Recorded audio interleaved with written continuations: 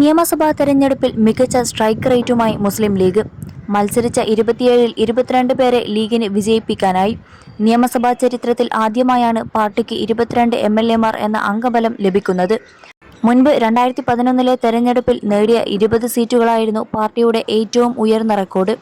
ആ റെക്കോർഡാണ് ഇപ്പോൾ തിരുത്തിക്കുറിക്കപ്പെട്ടത്.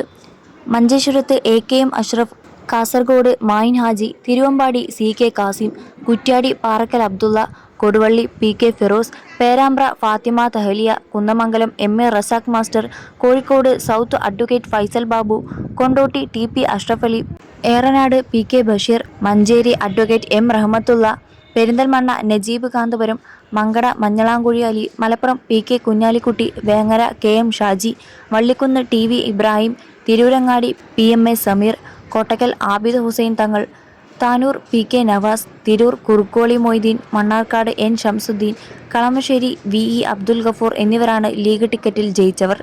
മുസ്ലിം ലീഗിന്റെ ചരിത്രത്തിൽ ആദ്യമായാണ് കേരള നിയമസഭയിലേക്ക് ഒരു വനിത തെരഞ്ഞെടുക്കപ്പെടുന്നത്.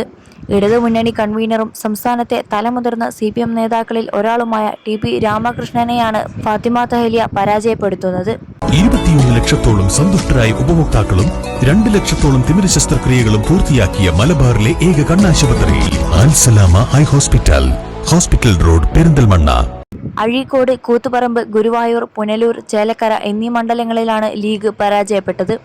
കാസർഗോഡ്, കോഴിക്കോട്, മലപ്പുറം എന്നീ ജില്ലകളിൽ മത്സരിച്ച സീറ്റുകളിൽ ലീഗ് വിജയിച്ചു. പാലക്കാട് ജില്ലയിൽ ഒരൊറ്റ സീറ്റിലാണ് മത്സരിച്ചത്.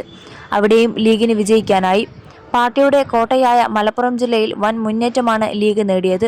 മലപ്പുറത്തിന് പുറമെ കാസർഗോഡ്, കോഴിക്കോട് ജില്ലകളിലും മികച്ച പ്രകടനം കാഴ്ചവെക്കാൻ ലീഗിന് സാധിച്ചു.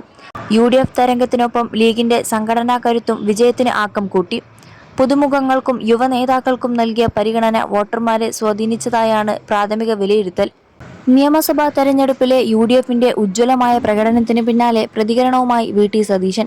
തെരഞ്ഞെടുപ്പിന് മുൻപ് രാഹുൽ ഗാന്ധിക്ക് കൊടുത്ത വാക്ക് പാലിച്ചെന്നും മതേതര നിലപാട് സ്വീകരിച്ചതിനുള്ള കേരള ജനതയുടെ അംഗീകാരമാണ് ഈ വിജയമെന്നും സതീശൻ പറഞ്ഞു. വർഷങ്ങളായി ഇടതുപക്ഷത്തിന് വോട്ട് ചെയ്ത പലരും ഇത്തവണ UDFനാണ് വോട്ട് ചെയ്തതെന്നും അദ്ദേഹം മാധ്യമങ്ങളോട് പ്രതികരിച്ചു. ഈ തെരഞ്ഞെടുപ്പിൽ UDFന് ഉജ്ജ്വല വിജയം നൽകിയ ജനങ്ങൾക്ക് നന്ദി. രാഹുൽ ഗാന്ധിക്കും പ്രിയങ്ക ഗാന്ധിക്കും മല്ലികാർജുൻ ഖാർഗെക്കും പ്രത്യേക നന്ദി. പ്രതിപക്ഷ നേതാവെന്ന സ്ഥാനം ഏറ്റെടുക്കുമ്പോൾ അവർക്ക് നൽകിയ വാക്ക് പാലിക്കാൻ എനിക്ക് സാധിച്ചു. അതിൽ ചാരിതാർത്ഥ്യമുണ്ട്. കേരള ജനതയോട് മലയാളികൾ നടത്തിയ പ്രഖ്യാപനമാണ് ഈ വിജയം. മതേതര നിലപാട് സ്വീകരിച്ചതിനുള്ള അംഗീകാരമാണ് ഈ വിജയം. സ്ത്രീകൾ, ചെറുപ്പക്കാർ എന്നിങ്ങനെ എല്ലാവരും ഒരുപോലെ വലിയ രീതിയിൽ സഹായിച്ചു. ഇത് കേരള ജനത നൽകിയ വിജയം, സതീശൻ പറഞ്ഞു.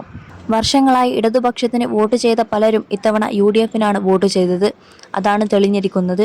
അതിന് എല്ലാവരോടും നന്ദി പറയുന്നു. വർഷങ്ങളായുള്ള CPM കോട്ടകൾ പോലും ഇളകി വീണ തെരഞ്ഞെടുപ്പാണിത്. ടീമായി പ്രയത്നിച്ചതിൻ്റെ ഫലമാണിത്.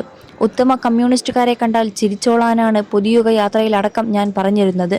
അവരും നമ്മളെ സഹായിച്ചിട്ടുണ്ട്. ഒരു ഹർത്താൽ പോലും നടത്താതെ നേടിയ വിജയം. ഇന്ത്യൻ നാഷണൽ കോൺഗ്രസിന് ഏറ്റവും കൂടുതൽ സീറ്റ് ലഭിച്ച തെരഞ്ഞെടുപ്പ് കൂടിയാണിത്.